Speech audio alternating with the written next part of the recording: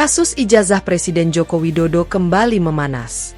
Kali ini, pengunggah foto ijazah Jokowi yang sebelumnya dilaporkan ke polisi, justru membawa bukti baru ke pihak kepolisian.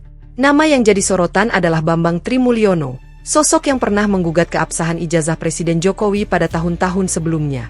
Kini, ia kembali muncul dan mengaku membawa bukti tambahan yang menurutnya memperkuat dugaan adanya kejanggalan dalam dokumen ijazah Jokowi.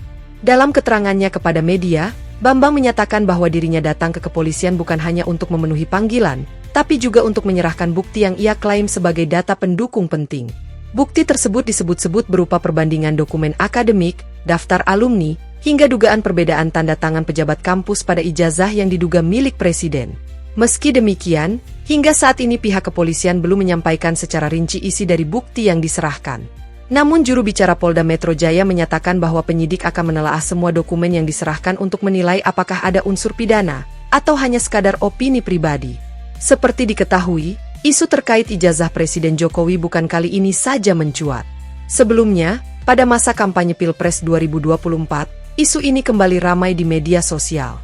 Foto-foto ijazah Jokowi, baik yang dari jenjang SMA maupun universitas, beredar luas dan dipertanyakan keasliannya oleh sebagian warganet. Namun pihak istana sudah berkali-kali menegaskan bahwa semua dokumen kepresidenan, termasuk ijazah Jokowi, asli dan sah secara hukum.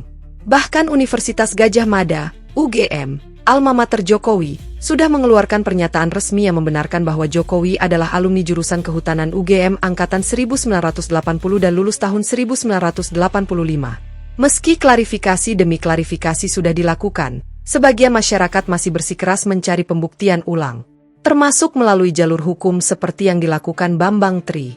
Yang menarik, dalam kasus ini, posisi hukum Bambang Tri terbilang rumit. Di satu sisi ia adalah pelapor dan penggugat keabsahan ijazah. Di sisi lain, ia juga pernah dilaporkan atas dugaan penyebaran berita bohong dan ujaran kebencian terkait unggahan yang sama. Maka dari itu, saat dirinya kembali membawa bukti baru, muncul pertanyaan besar. Apakah ini akan membuka kembali penyelidikan serius terhadap dugaan pemalsuan ijazah, atau justru memperkuat tuduhan terhadap dirinya sebagai penyebar hoaks?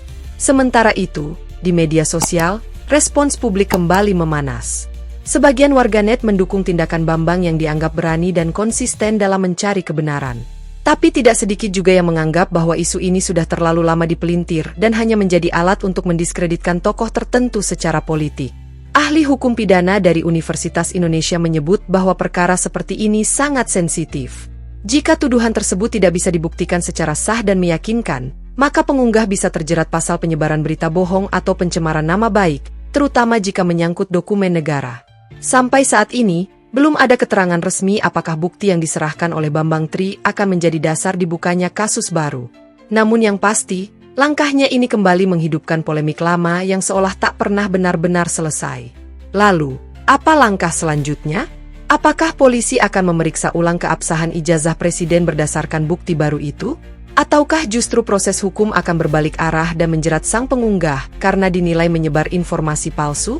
Kita masih harus menunggu kelanjutan dari proses ini. Tapi satu hal yang pasti, dalam negara hukum, setiap tuduhan harus dibuktikan. Dan setiap orang berhak mendapat proses hukum yang adil, baik itu rakyat biasa maupun seorang presiden.